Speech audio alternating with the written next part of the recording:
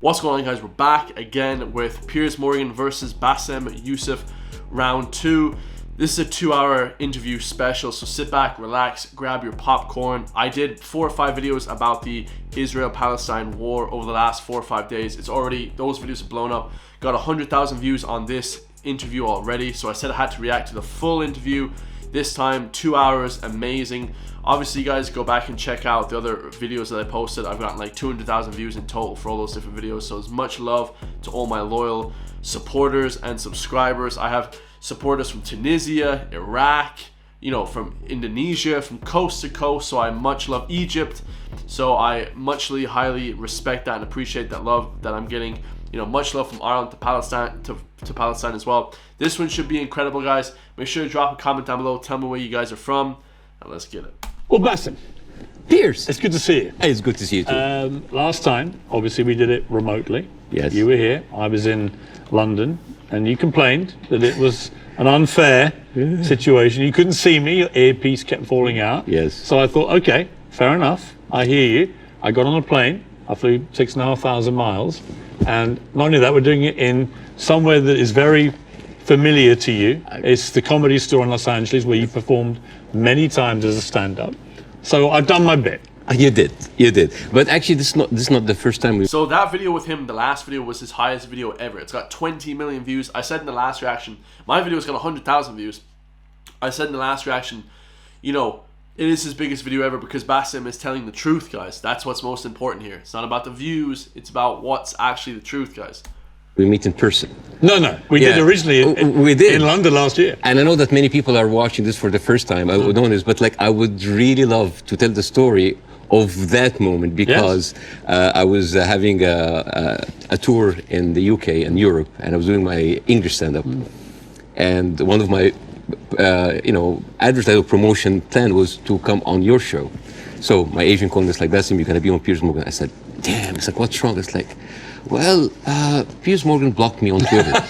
I did. And he said, what did you do? I said, well, during January 6th, the insurrection, you tweeted something about it. And I was so angry at what's happening. And I remember you and Donald Trump in a picture. And I said the guy who had Donald Trump with him, whatever. And then I used very harsh words. And of course, you blocked me. And then I said, does he know? I don't know. Does he know? I don't know. Does he know? I don't know. So I walked into the studio, and the moment I was being seated and they're preparing before we go on air, and you said, oh, hi, Bassem. It seems that you have more followers than me, but it seems that I blocked you. Why? And I told you, and then we said the story on air, and it was funny because I made a joke. I was like, you have always been standing against cancel culture, and you just canceled me on Twitter. But we agreed that this is not canceling because this is your own space and you're free. But now you're unblocked me, and we're here. We're here. And it was and actually we agreed about January the 6th, by the way, just for the record. Yeah, of course. I was done about you. Maybe you weren't surprised. I was completely staggered by the response globally to our interview several weeks ago. Were you taken aback by the scale of it? Yes, of course. But it was probably the biggest interview in the last 2 years. Massive, because like I said, guys, what he was saying was correct. I understand why. For many years, the media covering the Middle East has been showing a certain point of view. I'm not going to say bias, but I would say it did not allow certain voices, voices from the other side to be heard. And that is why you see the frustration. Whenever you speak to people in the Middle East, they tell you the same thing. They're not very happy with the coverage of the Middle East because our voices are not heard. Now, I am the least qualified person ever to talk about this conflict. And yet, just because I relate some of the talking points that we say and we hear the whole time, people felt heard.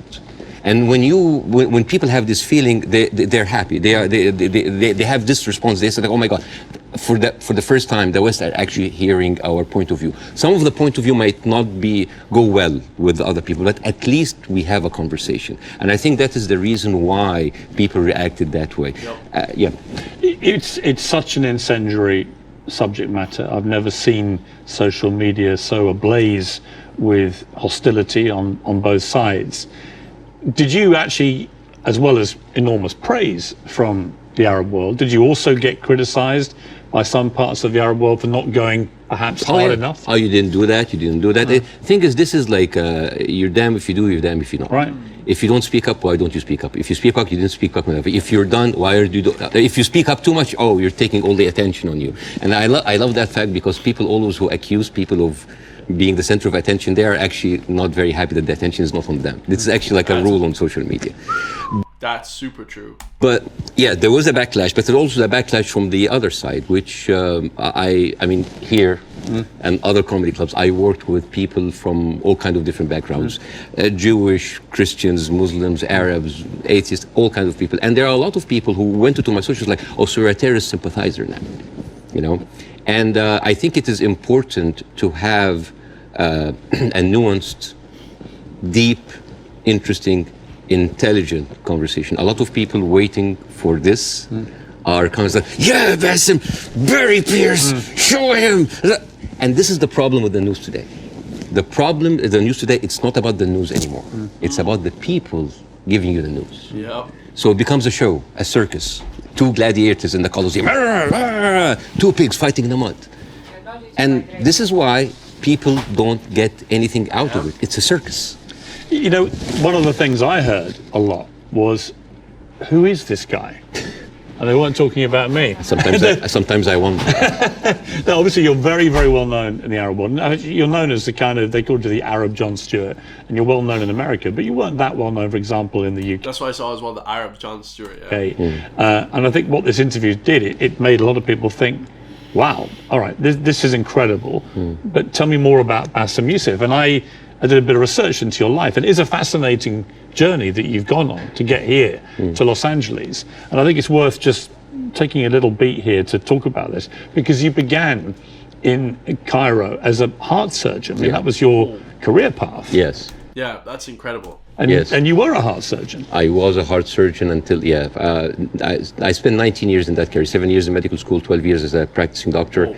And 2011 happened, and the revolution happened, and I had my own show on YouTube. I did like small videos. Well, I'm going to come to this, because I was by coincidence, I had just joined CNN to replace the great Larry King. And I hadn't actually done any live show. I'd done a few weeks since I joined of taped interviews with big names, Donald Trump, Oprah Winfrey, things like that. And I was flying back to Los Angeles when I got a message that Egypt was going up in the start of the Arab Spring. And I actually went to a studio very near here, about a mile down the road on Sunset, the CNN studio, the old Larry King studio. And I went live for the first time, and it was about the Arab Spring. It was about... More and more people are moving to... Piers Morgan's trying to win us back here, guys. Watch this. About what was happening in Egypt. And at the same time, you, in Egypt, were actually in Tahrir Square, helping wounded protesters, actually medically treating them. I mean, this was that's incredible, guys. He has an incredible background. A kind of movement that inspired a lot of Egyptians. At the time, I was in the hospital, and a lot of people just had volunteered, and the nurses were just like giving us like supplies, go, and we were going there, and we were basically tending to the wounded, because it is, and it kind of gives you a different perspective when you see helpless, defenseless people who are not armed, who are being beaten by security forces, military forces, being shot, being hurt, and all we can do is just like provide some medical attention, and it kind of gives you a perspective to see how humanity sometimes can show its most ugly face. And the suppression of free speech, freedom of expression. The ability of people to say what they honestly feel about a situation. And the suppression of people's basic rights to freedom. Absolutely, And that kind of like taught me a lot, and inspired me to do the show. But Well, it's a crazy story, this, and I want to tell it, because you just decided to do 5-minute stuff on YouTube. And you were expecting a few people to watch it. And then literally it just flies, and suddenly you're getting millions of people watching this. And very quickly, one of the big networks comes in, and then you're suddenly doing this stuff for 30 to 40 million people. Like a third of the entire population of Egypt is tuning in to watch it. You're the biggest star of Egyptian television. Oh, please. We were. Don't stop. I mean, what an extraordinary thing, though, for a heart surgeon to go from helping protesters medically in Tahrir Square at the start of the Arab Spring to within a year, you're the biggest star on Egyptian television. It's a crazy thing. It doesn't sound as glamorous as this. It felt horrible. Did it? Why? Oh yeah, overnight fame, this Scary. size, it's toxic, terrible. It corrupts. It goes into your soul, and it's not good. It's not. I actually didn't enjoy it. And the worst part about it is that like you're trying to do comedy in very controversial climate about very controversial issues. So you'll never satisfy people. And the problem is that people have these expectations. Oh, if you are successful in this, you must be successful at solving this. And when things are not solved, because politics, as you know, very difficult to solve. That expectation, this love, turns into hate. You know, he just speaks so well, guys. It's unbelievable. And this is one of many reasons that I had to leave, and I came here eventually. Well, let's just take people through what happened, because they probably don't know, a lot of people. So during the presidency of Mohamed Morsi, who was a democratically elected Islamist, you had relative freedom to start, but then the more you went after government propaganda, the more you stood up for the people against the government, then the trouble started. Morsi wanted to shut you up. You eventually get dragged through the courts. I was arrested. I was arrested for one day. It was a warrant for my arrest, and then I turned myself in, and I was interrogated. And it was the funniest interrogation ever. And in my stand-up shows, I talk about that scene. Because the guards were reading the stuff out and laughing, right? Well, the guards were taking selfies with me, which is funny. Right. the exchange between me and the prosecutor, general prosecutor, was extremely funny. I mean, I don't like to victimize myself. I don't like, oh, look at that. I actually like to find humor. Well, why were you arrested? What was the criteria? Oh yeah, I think the list was insulting Islam, insulting the president, spreading false rumors, and disrupting the fabric of society. And it was, I think the people in the room didn't know what to do with me because they ended up discussing my jokes. So it turned into a writer's room. And I was kind of like, how do you think we make this funnier? And it was the funniest exchange ever. And after 6 hours, I was let go. And was it scary though at the same time that suddenly the machinery was getting a grip of you? Because it was to get a lot scarier. But was it in that moment when you first got arrested, you thought, I'm being arrested for breaching my freedom of speech, right? For some reason, I just like went with the flow. I went to the interrogation wearing the big hat. I went to the show. It was just, I just wanted this to be a farce because I just like, you're really coming after the comedian, and I just tried to enjoy myself, but deep inside I was dying. Well, it gets serious enough where you may have died, because actually Morsi gets, of course, deposed. In comes General El-Sisi in a military coup, and he doesn't find satire a laughing matter, particularly when the jokes are about him. You get blocked. He can't take a joke. So they literally block your show from airing. I aired one episode, and it's interesting. This is a very interesting story, because the first episode that was aired after the removal of the Muslim Brotherhood, everybody was waiting to see what I would say. Because by that time, all of the Islamic channels that were, me and Islamic channel, like it's like they had 5 channels, and they were like me and them going like that. They had like 5 channels that have only 1 hour a week. And then they were removed. And then a lot of the other dissident voices were also being shut down. Now, people are waiting. What will Bassem say? And on the day that the show aired, the next day I went out, and everybody's like, good, at least somebody is speaking. It was a very controversial episode. Nobody liked it. And yet everybody liked it. Because people said, like, you're supporting the coup. No, you're the Muslim Brotherhood. Everybody accused me of something. All I did in that episode was just being a mirror of what is happening in the street and showing them how ridiculous it is. Which is what he's doing now, right? You didn't take a fixed position. Well, my position, depending on what's your position? What did you intend your position to? My position was to show the ridiculousness of how the people now was like, oh, we got rid of Islamic fascism. but we are heading towards another fascism. There was a song that I did that was very controversial. People, and it's very funny, the pro-Muslim Brotherhood thought that this is a disrespect to the people who died. And on the other side, the people said that this is a disrespect to the army. And when you manage to offend everybody, you know you're right. Yes. And then the people in the middle, it's like, oh, you weren't tough enough. And I was told, it's like, why didn't you go after? The ceiling of freedom just went down, and I was just like, it was very difficult. It is very difficult to go against an authority that was very popular at the time. And especially a military authority with a lot of experience of weaponizing these situations. Yeah. You had death threats. People would always choose, most of the time, they will always choose the military form rather than the religious form, because they kind of like, at least they are not infringing on my personal freedom. Not yet.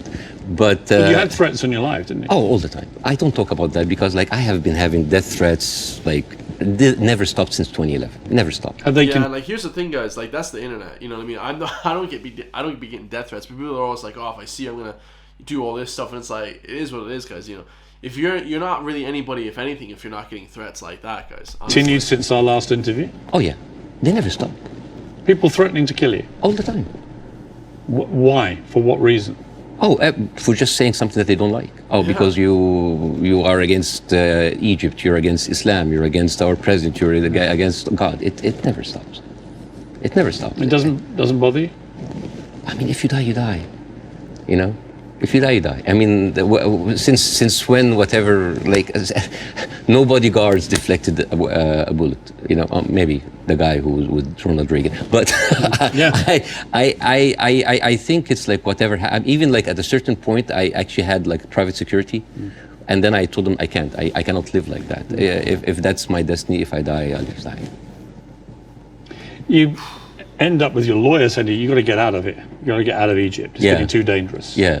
Something bad's going to happen. You're going to get arrested again and probably thrown in jail, or someone's going to try and kill you.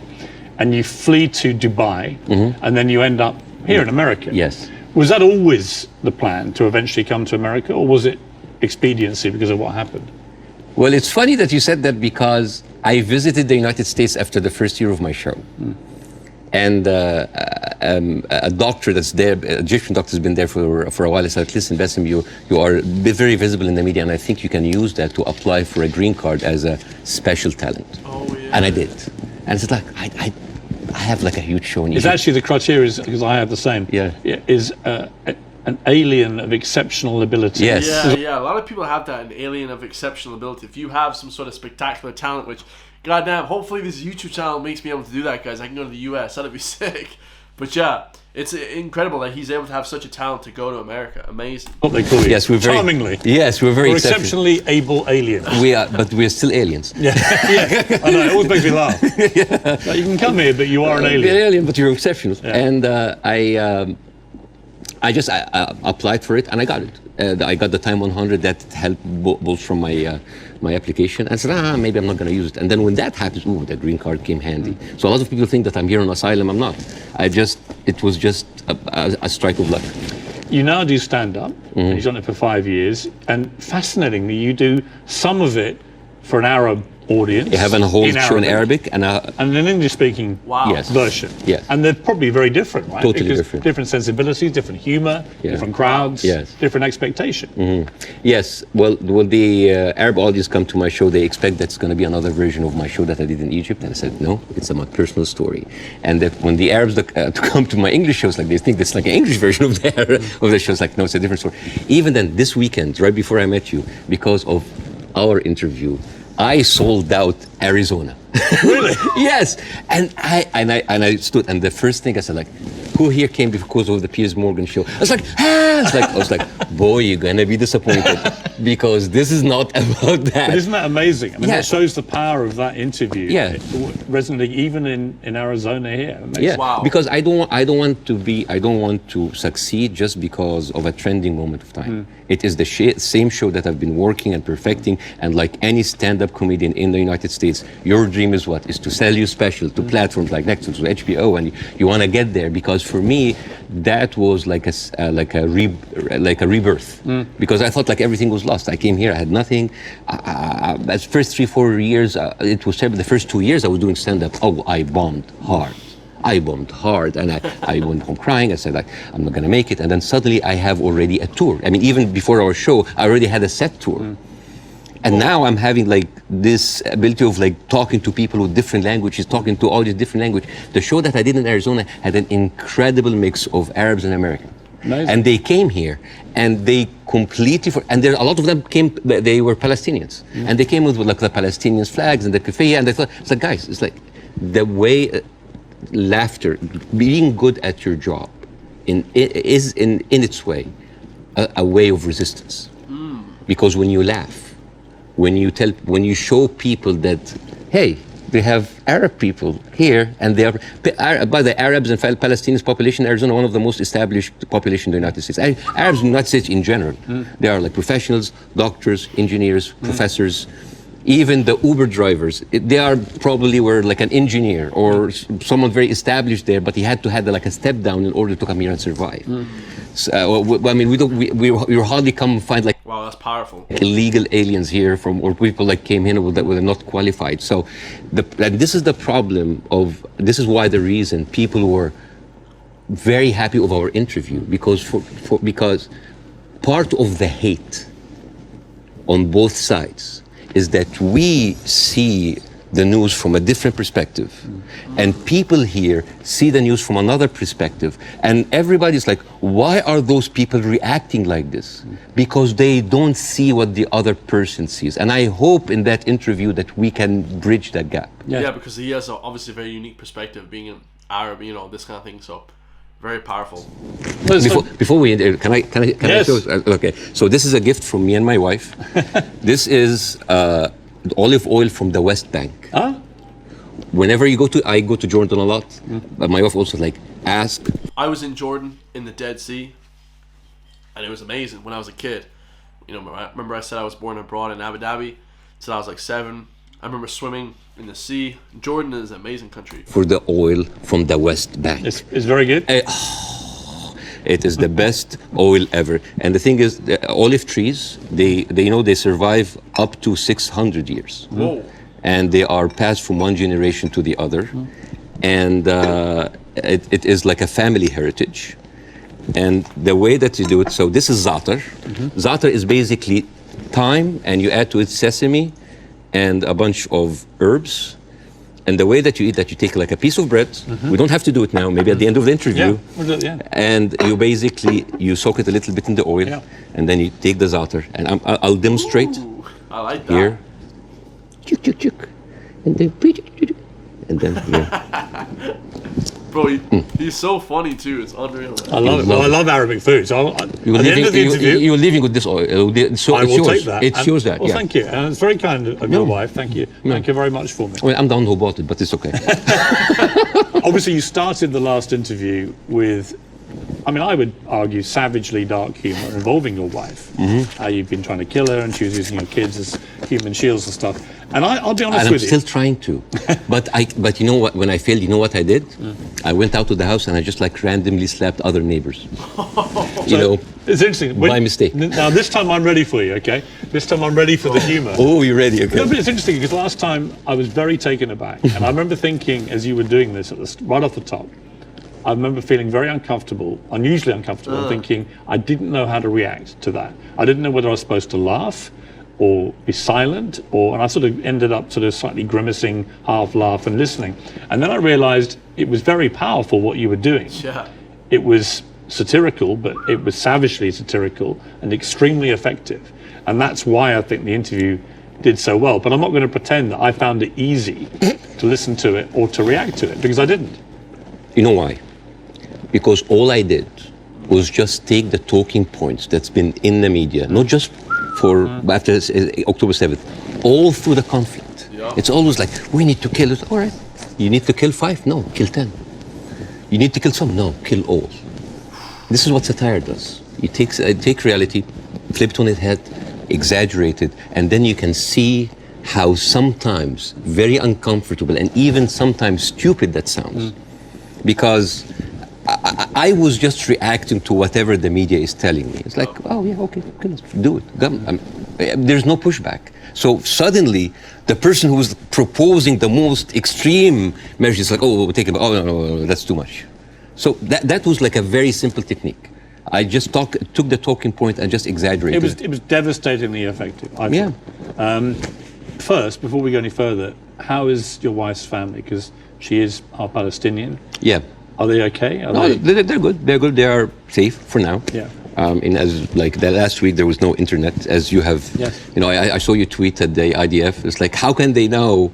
You know how many views that tweet's had? Nearly 40 million. Yeah. Me just saying, how are they going to see this message if you've cut the internet off? Yeah. I'm wondering if the IDF's like, why aren't the Palestinians liking my tweet? Because they don't see it. Right. No, but I thought that was a perfectly correct assessment of it. Yeah. But the reaction to that tweet I did was enormous, as everything is in this thing. And I had a lot of people say, finally, Piers, you get it, right? Finally, you get it. And I wanted to say, listen, I'm trying to reach a place where I get this, but it's an incredibly complicated issue for some.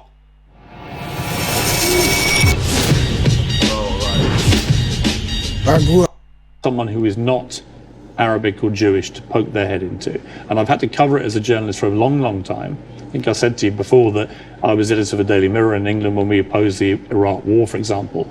So, you know, I have taken stands on this thing. On this one, I find I'm going to be complete. Everybody opposed to Iraq and Afghanistan war. Literally everyone with a brain, guys. You know what I mean? Come on, bro. Be straight with you. I discussed this with Jordan Peterson this week. And he did a pretty incendiary tweet in which he said, give them hell, Netanyahu, enough is enough.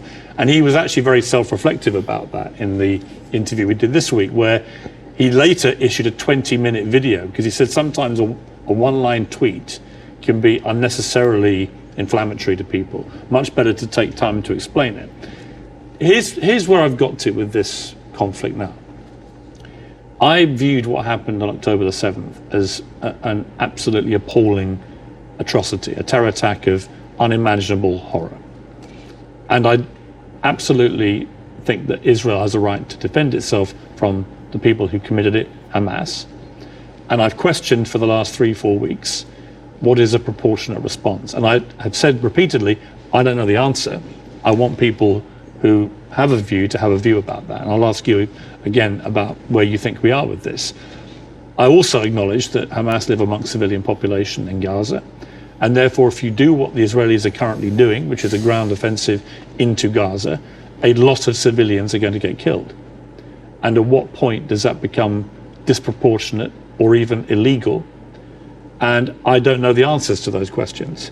And I have a moral quandary, because my instinct is to say that Israel has no choice but to respond to what happened in a very forceful manner. I understand why they want to eliminate Hamas altogether. I understand that if they feel they can, then perhaps we can move to a two-state solution or peace or whatever it may be, although I don't think Netanyahu will ever be the person to do that. But the moral question for me is, at what point does this become disproportionate? And when you see thousands of children being killed in Gaza, it fills me with utter horror. And then people say, well, do you condemn it? And I find it very easy to condemn Israel turning off the water, Israel turning off the power. I think it's ridiculous that Israel should have that power over millions of people who are not part of their country. I think it's terrible what's happening in the West Bank with the settlers. I think that the stuff there is completely easy to condemn. But can I, hand on heart, condemn Israel trying to destroy Hamas after what they did on October the 7th? That is where I'm struggling to find myself saying I condemn it, because I believe that they are right to try and destroy Hamas. Now, what do you feel about my moral quandary? Well, there's a lot of points, very lot, and I think this will kind of like lay the ground rules for that interview. There is the whole thing about like Israel right to defend itself, the condemnation. First of all, let's start with condemnation. Yes. You want my opinion? Yes. Condemning Hamas or condemning Israel? Yes. Completely useless. Completely useless. Why? I condemn Hamas, you condemn Israel, interview is over. What happened? Nothing. It is just checkpoint, like morality checkpoints. But I've interviewed a lot of pro-Palestinians, for example, some of whom will immediately say, I unreservedly condemn the terror attacks of October the 7th, and then go on to criticize Israel. And I think that's it's a position I can completely respect. Yeah. But I find it much harder to respect a pro-Palestinian guest on my show if they simply resolutely refuse to say that they can condemn the terror attacks. Yes. I find that less worthy of respect. But you see, this is the problem with the news. We go into the circular motion of the same answer. One thing that I have noticed, not just on the coverage of these events, the events before and before and before, every time this starts, people say, we don't know what's happening. It's a very complicated situation. Right. What is happening now? And for me, as a viewer, if a conflict that's been there for 75 years and the media with all this technology has been covering it and we hear the same exact words, we don't know what's happening. It's complicated. It's a very complex. That is a failure of the media apparatus. That is the failure to themselves and for the audience. Because why every time this happens, it seems like it is happening from point zero. And I think to help understand that, I will get to the October 7th. I will get to the condemnation. I will get to the self-defense. But I think maybe we can we have like all the time in the world, and we can discuss, this interview could be a bookmark, a landmark for maybe looking at that conflict in a deeper way that nobody had gone there before. We have the views, we have people waiting. Yes. You know, as I said, I'm the least qualified to discuss that, but it's an opportunity to use it. I'm not massively well qualified myself. Yeah, both of us. Look at us. I'm an Irish Catholic. Look at us. Yeah, two privileged people. One white wannabe, discussing the most complex conflict of our history. But I want to start in a totally different area. I want to start with anti-Semitism. Yes. I think it's an important issue. Yes. I think there is a rise of anti-Semitism in the world, and I think this is very dangerous. And I, as a Muslim who has been through events where there were terrorist attacks somewhere, and that reflects on us, I can completely feel that. Since what happened, I had text messages from the Jewish friends, are you okay? Are your wife's family okay? And I was texting them, are you okay? And I think it is very important to agree on the language, because the word anti-Semite has been used and abused, and most of the time not for the good interest of the Jewish people. Because the first 2 days of the coverage, I watched the news, and there was a lot of protest that was led by Jewish Voice for Peace. And they were led by people who opposed the Israeli attack on the civilians. And I remember quite well, many of the Republican representatives in Congress came out and they were calling these the global intifada, the global jihad. I love it when they say jihad. They sound like a horse. Jihad. It's very funny. Or they say like, these are, and I quote, Iranian-backed jihadists. And I said, wait a minute, but most of those people are Jewish. Those people who took over the Capitol, the same people who took over Central Station in New York, which is known as the biggest civil disobedience event in America in the last 2 decades, they were all Jewish. And then I find Nikki Haley saying anti-Zionism equals anti-Semitism. And then I remember it's like, oh, Jewish people in America are saddened by the fact that they are not citizens of America or citizens of the world, but they are citizens of Israel, and they have to back Israel in whatever they do. And these are not my words; these are the words of Jon Stewart. He went out and he said it's very, very important to divide these two. And what is very, very interesting. Would you compare that on that specific point to the way that people try and say all Palestinians are responsible and accountable for what Hamas do? Yes, yeah. In other words, I think you can be very critical of Israeli government and their policies and Benjamin Netanyahu and the politicians, but that doesn't mean that you have to take that criticism to innocent Israelis who may have exactly the same criticism themselves. Yeah, 100% agree with that, guys. let's be honest, most of the time it's the government that are creating a lot of these issues, okay? Not the people themselves. It's not the innocent people, okay? And this is why it is very important to have these kind of discussions, because the funniest, not the funniest, the saddest thing that I saw is the people that were in so much support of Israel are anti-Semite themselves. MTG, Marjorie Taylor Greene. You know, she said like, oh, I send my aides, and they took pictures of the protesters. Basically, she's surveilling. Question, Galway and Connacht. Are you This is really powerful, guys. Protesters. And Marjorie Taylor Greene is very known for a very famous post in 2018 where she blamed the California wildfires on a Jewish space laser gun. Do you remember that? Do you remember that? It's just like, oh. I do remember that. Whoa, that's wild. They were burned because Jewish investors, Rothschild and Feinstein, anything that ends with Stein, because that's of course sounds Jewish, they put a satellite and shooting laser beams to. It's possible. And not just her. You have Steve Skoulas, thank you so much. He is now the Speaker of the House, and he has been invited before for an organization that was funded by David Duke, the founder of the KKK.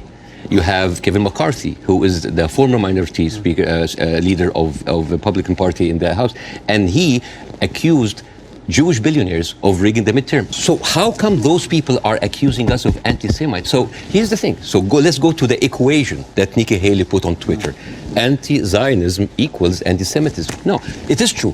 People who hate Jews, they're also anti-Zionists. It is true.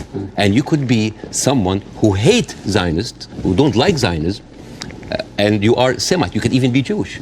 And guess what? You could be a Zionist, like those people, supporting Israel, and at the same time you hate the Jews, because the chant Jews will not replace us, these echoed in Charlottesville. It did not echo in Gaza. I mean, in Gaza they say worse stuff in between the bombing under downtime.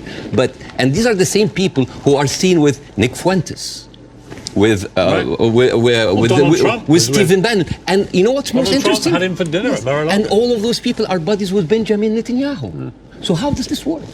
How does this work? And you know the people who speak against this? So like he's basically saying that like that's really powerful. It's Nick Friend is like this far right kind of guy or whatever, and he like hates Jewish people, but like how is he really good friends with the leader of Israel? Jon Stewart, like Bernie Sanders, like Naomi Klein. What do they call these people?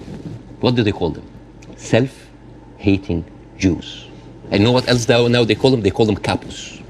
Capus. You know what's capus?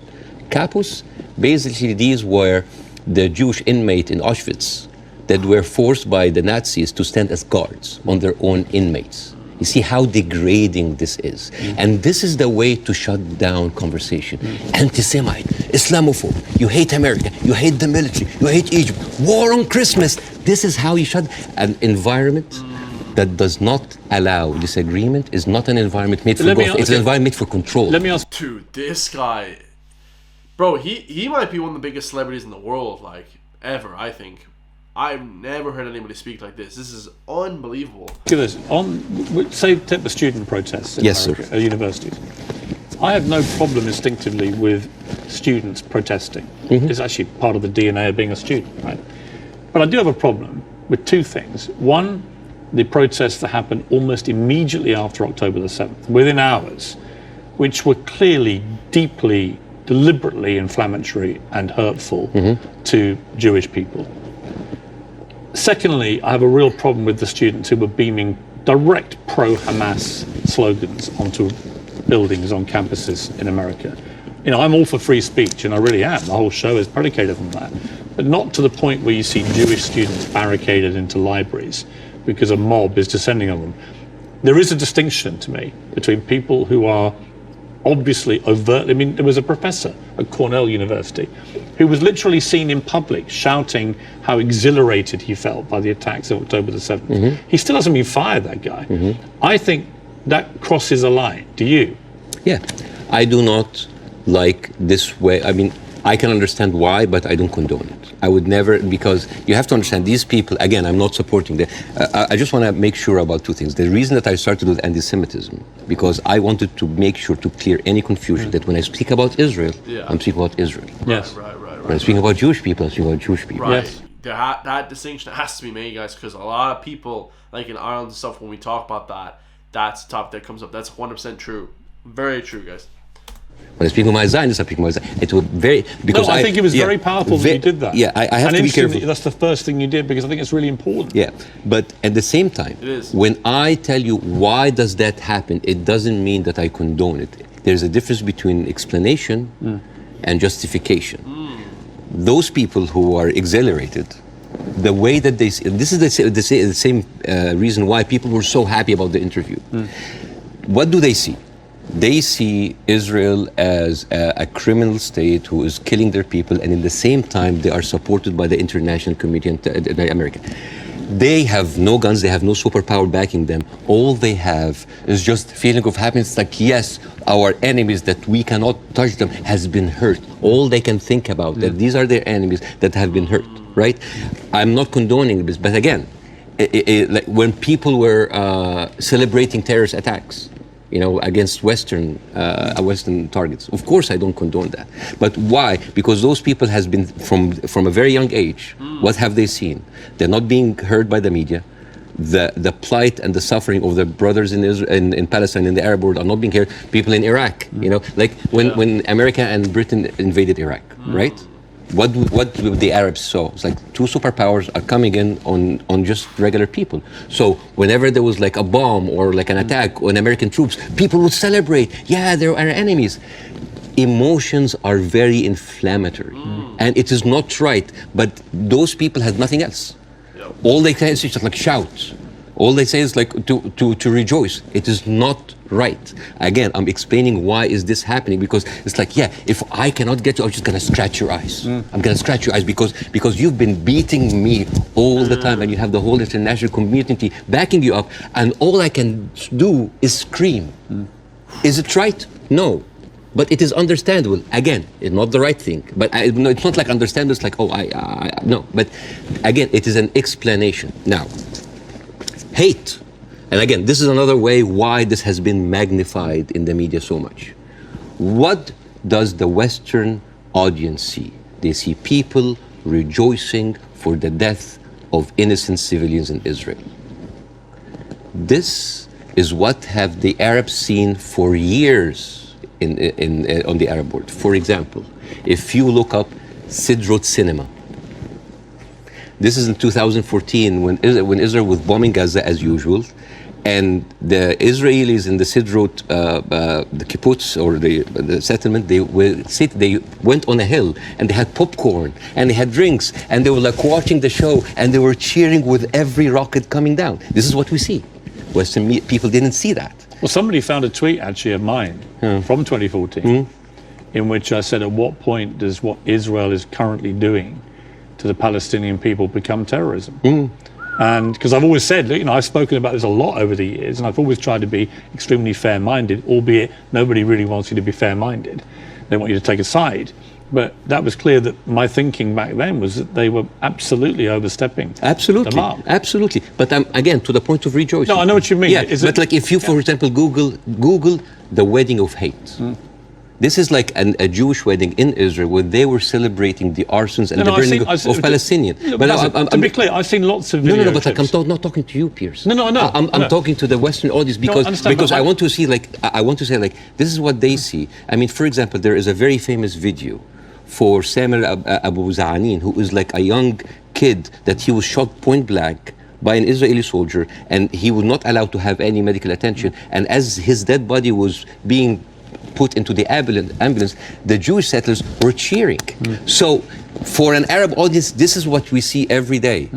So when they see, we heard them back, we heard their people like they heard back, it is not right. But this is what hate does. Yeah. It escalates, it feeds each other. Radicalism feeds it. It is terrible, and it is just like a vicious circle. So I would like to do. It's like, when America invades Iraq and stuff, I said this in the last video, they like breed more and more bad stuff because like it's just like they're killing innocent people. It's just crazy.